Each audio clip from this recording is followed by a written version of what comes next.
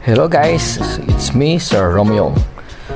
So tonight I'm going to have my back workouts. So syempre bago yon, warm up muna tayo. So dynamic stretching tayo bago tayo sumalang sa ating workout. So sa stretching natin dapat dynamic tayo. Mimic natin yung mga movements na gagawin natin sa ating mismong workout. Alright, so first natin is our pull-ups. So lagi kong inuuna sa back workout ko yung pull-ups kasi ito yung best workout na unahin. Ito yung pinakamahirap. So full body weight ang bubuhatin dito. So para ma-activate ng gusto yung ating entire back. Okay, so speed up natin yung mga videos natin para mas bumilis yung ating clips. And then tips lang pala, when you are doing pull-ups like this, be sure na controlled pa rin yung movements ninyo. Kahit na nahihirapan kayo, maintain your control. Next workout natin is pull-ups pa rin tayo pero this time neutral grip ang gagamitin natin. So shoulder width lang ang ating grip. And then lahat ng workouts natin ay 3 sets. And then ang gagawin natin is AMRAP. So AMRAP means as many reps as possible. After natin sa ating pull-ups, diretso tayo sa ating lat pull-down machine. So dito mas magaan ang bubuhatin natin pero mas controlled. So focus na tayo sa controlled movements natin dito. So 3 sets pa rin yan. So para mapalapad natin ng gusto yung ating back.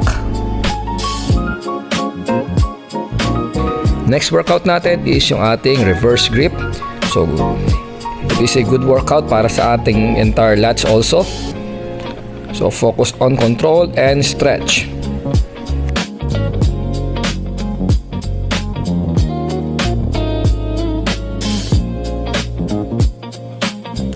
And then next we have this narrow grip.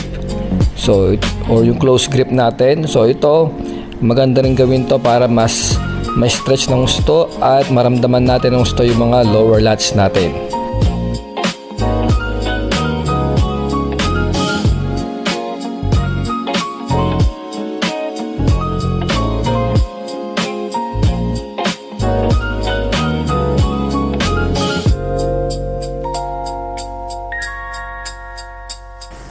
So after ng ating mga pull down workouts, focus tayo ngayon sa pagpapakapal ng ating likod.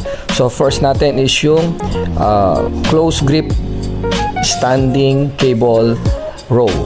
So mas gusto kong gawin to kaysa doon sa nakaupo para mas maramdaman ko yung stretch ng aking back. Next natin is wide grip seated row.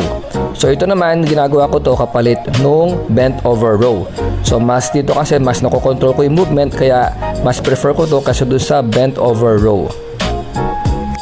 Itong mga workout na to na rowing motion ay focus yan sa pagpapakapal at details ng ating likuran. And then last workout ko sa back is one of my favorite, of course, yung ating lat cable pullover. That's it. So yun ang aking entire back workout routine.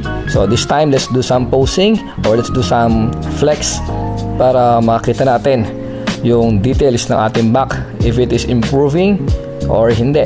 And also para makita natin yung mga imbalances so that alam natin ano yung mga dapat nating ayusin sa ating likuran.